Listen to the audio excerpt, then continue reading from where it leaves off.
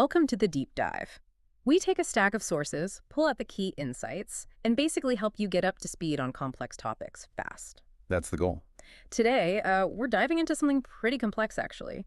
Narcissism.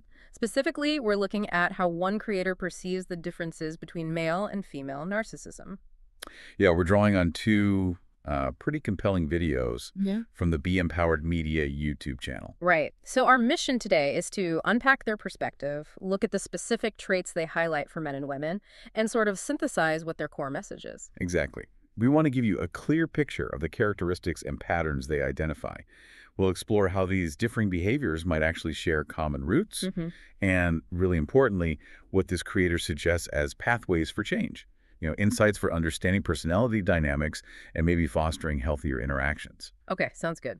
So let's start with the creator's view on female narcissism. How do they break that down? Like in simple terms first. Well, the creator defines a female narcissist, basically, as a woman who's really intensely focused on herself. Okay. She craves attention, needs admiration, and often shows a pretty significant lack of empathy for other people. Right, that's self-focus. Exactly. And from that definition, they pull out three main traits that really illustrate this self-centeredness and this constant search for external validation. And the first one is? The first one is an excessive need for admiration. An excessive need for admiration. Okay, that phrase itself paints a picture, someone always needing to be in the spotlight. Pretty much. The creator describes it as this constant, almost relentless seeking of attention, praise, validation from others. It's not just liking compliments. Yeah. It's more like a deep, urgent need. Yeah. And yeah, they might go to really great lengths to be the center of attention, sometimes consciously, sometimes maybe not. And how does that actually look? Does the creator give examples? They do. They mentioned, for instance, a tech-savvy female narcissist using social media, which makes a lot of sense. Oh, But totally. you can see how platforms like Instagram or Facebook could be used to showcase this. Yeah.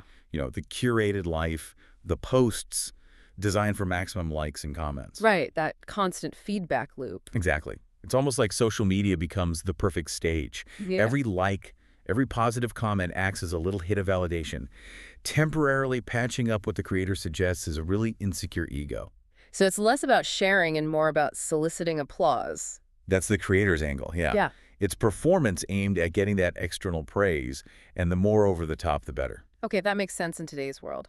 But you mentioned insecurity. If it's an excessive need, what's driving that? What's underneath that demand for applause? Well, this is where it gets really interesting. The creator posits that this huge need for validation actually stems from really deep-seated insecurities. So the confident exterior isn't real. Often, it's presented as a facade, yeah. According to this view, this underlying insecurity makes them incredibly sensitive to criticism. Even, gentle feedback can trigger a really defensive reaction. Like anger or shutting down. Exactly. Sometimes disproportionate anger, sometimes withdrawal. And it raises this question, right? How does this internal fragility, this self-doubt, end up looking like extreme self-importance on the outside? Yeah, that's a disconnect. It really is. It suggests a big gap between how they feel inside and how they present themselves. It's like a compensatory mechanism. The external praise doesn't really build genuine self-esteem. It just props it up. Sort of, like scaffolding around a fragile ego that can't generate its own sense of worth. So the hunger for validation is insatiable because it never truly nourishes them. The void is still there. Wow. So it's a performance to cover up vulnerability. What does that mean for, her relationships or even work? How does that cycle play out? Well, think about the cycle it creates. It's this constant chase for praise to feel okay for a moment, followed by this intense, maybe hostile defensiveness when the praise isn't there or isn't enough. I can imagine that being exhausting. Totally.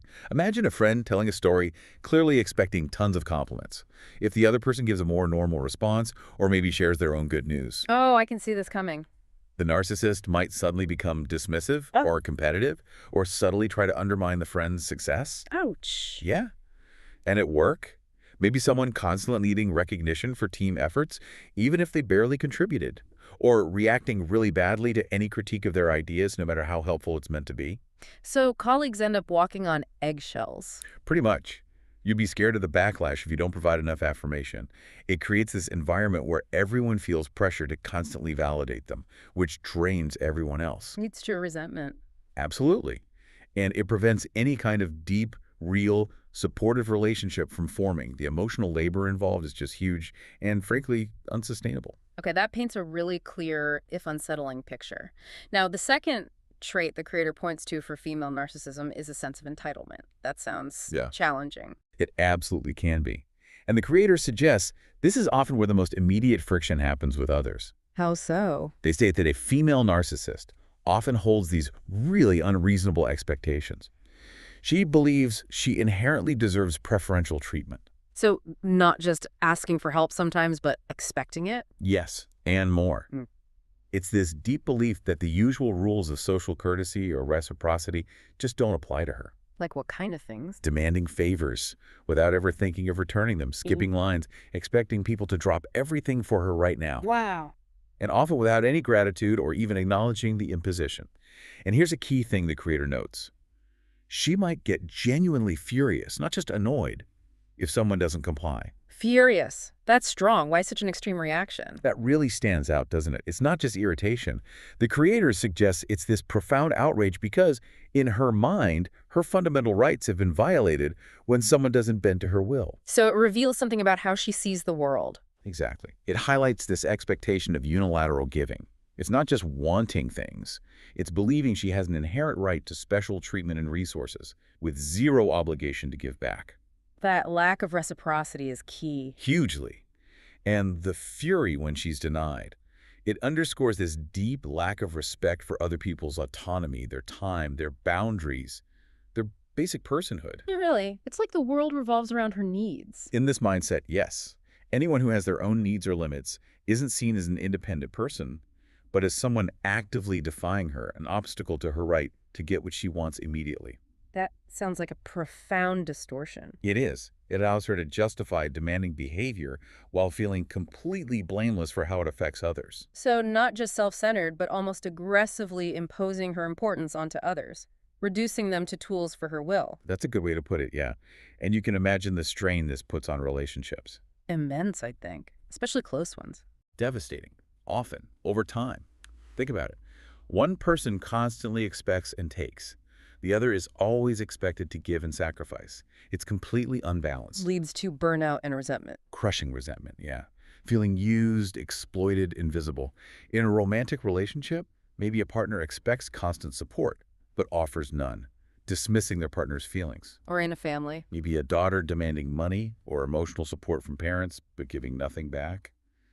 These relationships become toxic, unsustainable. People feel drained, unappreciated, emotionally bankrupt. It sounds like it erodes trust completely. It does, and leaves people questioning their own worth, even their sanity, after being in that dynamic for a long time. Okay, so that's entitlement. The third trait the creator mentions for female narcissism is an envious mentality. How does that show up? This is a really insightful point from the creator. It reveals a pretty complex inner world. They suggest a female narcissist might feel intense, almost consuming jealousy towards others. Jealous of what? Their successes, possessions, relationships. Anything she perceives as better than what she has. And it's not just a fleeting feeling, it's persistent, gnawing. It undermines any ability to feel genuinely happy for others. That sounds exhausting in itself. It is. And here's the twist the creator points out. Simultaneously, she might strongly believe that other people are intensely envious of her. Wait, both. She feels envy, and D thinks others envy her. Exactly. It's this dual state.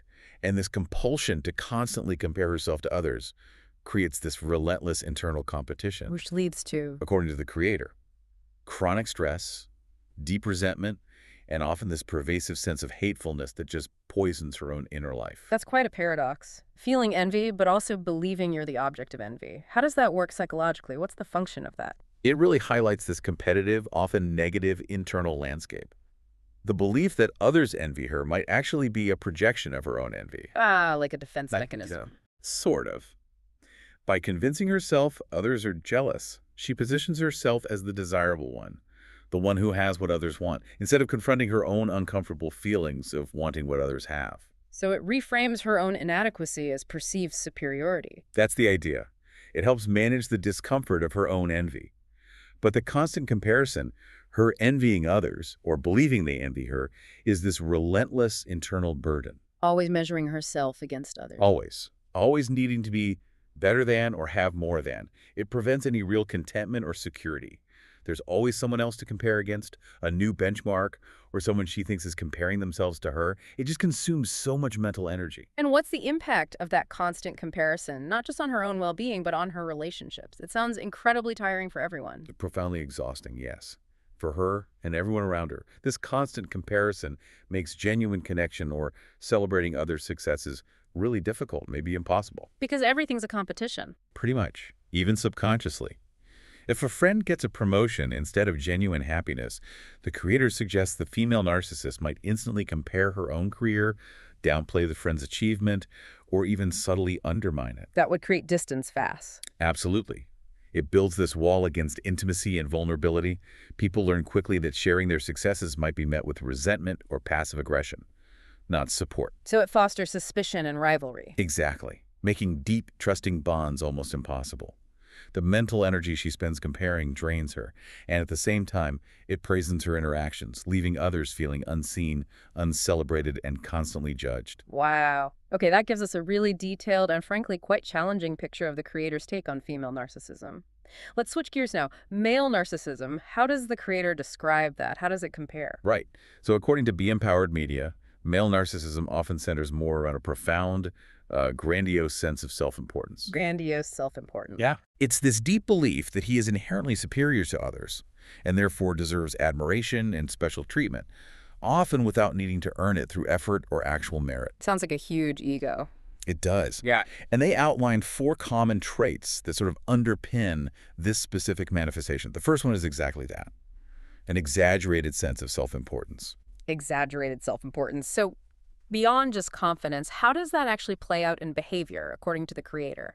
Well, they say a male narcissist consistently holds this inflated, almost fantasy-like view of his own abilities, his achievements, his overall worth. More than just healthy self-esteem. Oh, much more. It's a belief in almost mythical personal status. He might frequently exaggerate accomplishments, maybe take credit for work others did, and genuinely believe he's just smarter, richer, or socially better than most people he meets. And that shows up how? Often through boastful, self-aggrandizing behavior. And this pervasive sense of entitlement, not just to things, but to special treatment, to deference from others. Because he thinks he's inherently special. Exactly, like it's divinely granted or something. Often, it bears little relationship to objective reality or actual earned success. He just is special in his mind, and therefore deserves more. So it's not just boasting about accomplishments, but about this perceived inherent status. How does that translate into interactions, and how do people react to that kind of unwavering superiority complex? Well, this self-perception of inherent superiority is often totally disconnected from reality or effort. And the entitlement isn't just for small favors, it's for special treatment across the board, just because of who he thinks he is. Which raises the question. Right, how does this grandiosity actually show up when he interacts with people, and how do they react? Often it means he refuses to admit mistakes, dismisses expert opinions if they come from someone he deems lower, Oh boy. and expects his ideas and commands to be followed without question. Initially, some people might actually be impressed by the sheer confidence, the bravado. Yeah, confidence can be attractive. But usually, people quickly get frustrated or exhausted or just repelled by the total lack of humility, the constant self-promotion, and the way he disregards their contributions or feelings. Creates a power dynamic. Absolutely. He expects to be elevated and admired, and everyone else is supposed to be in a subordinate, admiring role. I can see how that would be incredibly difficult, especially in collaborative situations like work or family, which leads right into the next trait. Arrogant and haughty behaviors. This sounds like the outward expression of that grandiosity. Exactly. It's the behavioral manifestation. The creator says a male narcissist often displays this unmistakable air of superiority. He actively appears condescending, dismissive, even contemptuous towards others. How? Like specific examples. Talking down to people, belittling their opinions, interrupting constantly, acting like their concerns or achievements are totally insignificant beneath his notice. And why do they do that, according to the creator? It serves a purpose. It reinforces his own sense of being better than everyone else, which the creator suggests might actually be quite brittle underneath. It's not just believing he's superior, it's performing superiority by diminishing others. Actively putting others down to feel better. That seems different than just believing you're great. It is, and that's what's fascinating and maybe a bit chilling. This active degradation of others is a key strategy. He almost needs others to be less than, so he can feel more than. Their perceived inferiority validates his self-image. That's the idea. And it's incredibly isolating for people around him. Who wants to be constantly belittled or made to feel small? Right. It's a power play. Absolutely. Designed to keep others intimidated and subservient, reinforcing his self-image and heading off any challenges. The contempt isn't accidental. It's often a calculated tactic to assert dominance and control. Which effectively shuts down real conversation. Totally. Any possibility of genuine dialogue, honest feedback, or mutual respect goes out the window. It ensures he stays at the top of his perceived hierarchy. So how does that impact communication and relationships if someone's constantly dismissive? Well, think about it. If one person is always condescending or belittling, it kills vulnerability and honesty stone dead. No trust. None. The dynamic becomes about power and submission, not equality. In a romantic relationship, one partner's feelings and needs get constantly invalidated, dismissed as irrational or trivial. And at work. Or in a team. It stifles everything: innovation, creativity, collaboration. People get scared to offer ideas or criticism because they fear being ridiculed or dismissed. Creates a toxic environment. Definitely, often fear-based. Trust is eroded, people feel disrespected, unheard, devalued. Over time, it leads to a complete breakdown in meaningful communication, leaving everyone feeling emotionally starved and alienated. Okay. Now the third trait for male narcissism, a constant need for excessive admiration. This sounds similar to the female trait. How does the creator describe it for men? Yeah, there's definitely overlap here, and it highlights a really crucial common thread.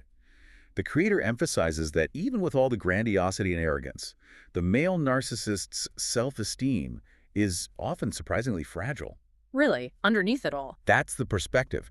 It's heavily reliant on external validation to stay propped up. He doesn't just enjoy praise, he actively, relentlessly seeks attention and adoration. And criticism. He can be deeply, intensely affected by criticism, perceive slights or lack of appreciation. It can trigger what's called narcissistic injury. So this need drives his behavior. A lot of it, yes. From the boasting and self-promotion to constantly seeking reassurance, it's presented as this fundamental insecurity that underlies the intimidating exterior, very similar to the vulnerability identified in the female counterpart.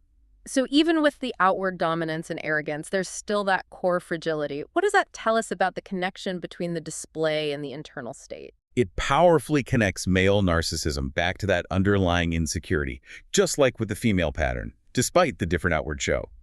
The constant need for admiration shows the grandiosity isn't a solid internal belief. It's more like a desperate attempt. Exactly. A precarious, almost frantic attempt to shore up a vulnerable ego. The internal fragility is the engine driving so many of the visible behaviors. So the boasting is fishing for compliments. That's one way to see it, yes. A strategic way to elicit praise. The grand pronouncements aren't just conviction. They're often bids for affirmation. And the arrogance. A shield. Could be partly that, yeah. A defense against feeling inadequate or being exposed as imperfect. If you connect it all, the grandiosity looks like a compensatory mechanism trying to convince himself and everyone else that he really is superior to manage his own deep self-doubt. That puts a different spin on it, definitely more vulnerable. But what kind of pressure does that constant need for validation put on the people around him? Relationships, work? Oh, the pressure is immense. It leads to profound emotional exhaustion for anyone close. In a professional setting, colleagues might feel they have to praise his work or ideas, even if they're not great. Just to avoid a negative reaction. Right, to avoid outbursts or passive-aggressive dismissals. In personal relationships, partners can get trapped in this cycle of constantly reassuring him, giving endless compliments, propping up his ego. Which drains them completely. Utterly. It creates this exhausting, unequal dynamic where others are just performing emotional labor, not for mutual growth, but just to keep his fragile self-esteem intact and maintain some peace. So the relationship becomes about maintaining his ego. Pretty much. Less about genuine connection, more about the relentless, one-sided feeding of the narcissist's insatiable ego, leaving others feeling used, unseen, and totally depleted. And the final trait for male narcissism, which often feels the most damaging for connection? Lack of empathy. Difficulty recognizing others' needs. This sounds critical. It really is. And you're right, this trait is arguably the most corrosive to actual human connection. The creator describes the male narcissist as struggling profoundly to understand, share, or even just acknowledge the feelings of others. So they seem insensitive. Yeah, or dismissive, sometimes even cruel, when faced with someone else's distress or vulnerability. Their focus is almost entirely on their own experiences, their perspectives, their needs. Makes it hard to connect emotionally. Extremely difficult, almost impossible according to this view. Their worldview is profoundly egocentric. Other people's emotions, struggles, triumphs, they often just don't register as important unless they directly affect his own story or goals. That lack of connection must be incredibly damaging. Connecting this to the bigger picture, why is this lack of empathy maybe the most damaging trait for relationships, even more than the arrogance? Well, if you think about it, empathy is the bedrock of human connection, right? It's what allows us to bond. This Yeah. profound lack of it strikes right at that core. Because others' feelings just don't register. Or if they do, they're seen as insignificant, inconvenient, maybe even something to exploit. It reinforces that fundamental self-centeredness. If an experience or emotion isn't about him, it holds little importance. It's not always malicious, maybe, just unable. It could be an inability to step into someone else's shoes, understand their inner world, share their reality, but the effect is the same. It creates this huge emotional gap, An unbridgeable chasm. often feels like it. True intimacy, mutual understanding, reciprocal support become virtually impossible. Others aren't seen as separate individuals with their own feelings, but more like extensions of himself or objects in his narrative. It fundamentally undermines any healthy relationship. And what's the impact on the most intimate relationships? Partnerships, family, where trust and understanding are supposed to be everything. Devastating. The impact is profound. This lack of empathy creates an emotional void. Partners, children, family members feel deeply unseen, unheard, perpetually alone, even when they're physically together. So if someone shares vulnerability, The male narcissist might dismiss it, pivot back to himself, or worse, store it away to use against them later. There's no real comfort, no shared burden, no validation, because that capacity to internalize another's experience just isn't there, or it's severely limited. leaving the other person feeling. Profoundly lonely, emotionally starved. They slowly realize they're with someone emotionally unavailable, leaving them feeling isolated, depleted, often despairing and questioning their own reality. Okay, this is where it gets really interesting, comparing the two.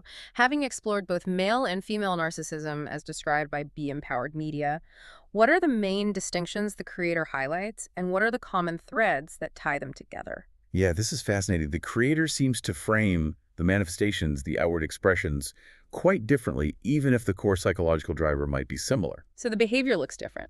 That's the idea. The key distinctions, as presented, seem to lie in the primary behaviors you see, and the dominant motivations perceived to be driving them. It's a nuanced look at how the same core issues might present differently based on gender, according to this creator. Okay, so let's recap the female narcissism focus first, based on their view. What's the primary driver there?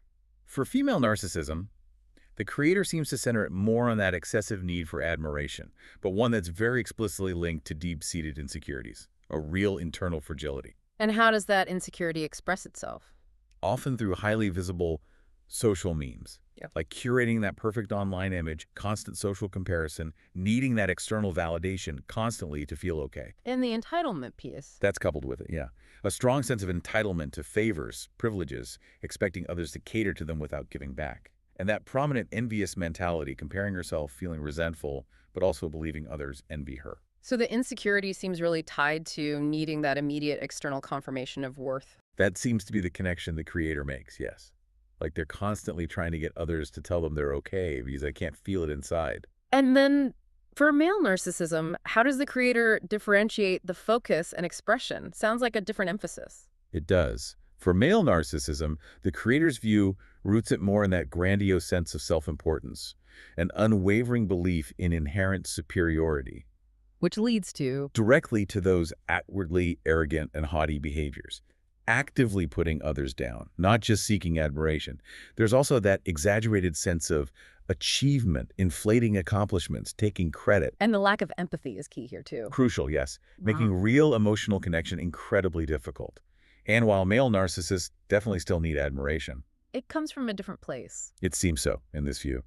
More from a place of believing they inherently deserve it because they're superior, rather than seeking it primarily out of conscious insecurity. It's like a self-generated entitlement to praise and deference. So the external behaviors may be more overtly domineering. Often, yes.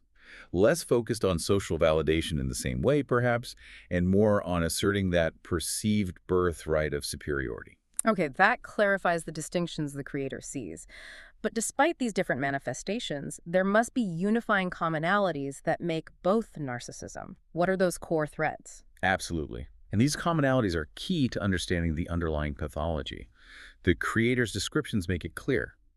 Both presentations, despite looking different, ultimately stem from a fragile self-esteem or deep insecurities. Even if it's hidden by bravado. Exactly. Whether it's the female narcissist desperately seeking validation for her insecurity, or the male needing admiration to prop up his brittle grandiosity, the foundation is shaky. So that internal fragility is universal in this view. What else do they share? Both rely heavily on external validation or perceived admiration to maintain that precarious self-image.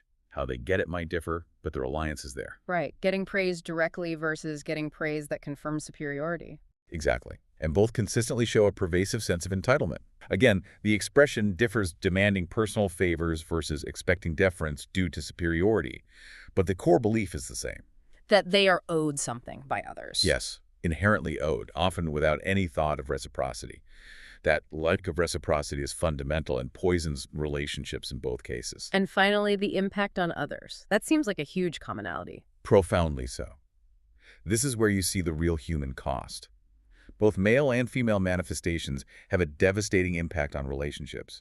They lead to immense difficulty connecting authentically, valuing others, and consistently disregarding others' feelings or needs. So the lack of empathy, even if described differently, is present in both. Implicitly, yes. In the entitlement, the self-focus, relationships with individuals showing either pattern tend to be overwhelmingly one-sided, draining, and deeply unfulfilling for the other person. So the core self-focus and lack of genuine regard for others is the common destructive element. That's what it boils down to in this analysis. It compromises the ability to form healthy, reciprocal bonds, regardless of the specific gendered expression, leaving a trail of hurt. So pulling it all together, what's the core message Be Empowered Media seems to want to convey about narcissism overall? It sounds like they do offer some hope for change, which is important. Yeah, definitely. Connecting all these points, the creator's core message seems really clear and actually quite hopeful. While the outward expressions might vary between men and women, both are fundamentally marked by this pervasive self-focus that deeply impacts the individual and everyone around them, often destructively. But there is a way out. They emphasize that breaking free from this prison of narcissism, as they call it, is possible.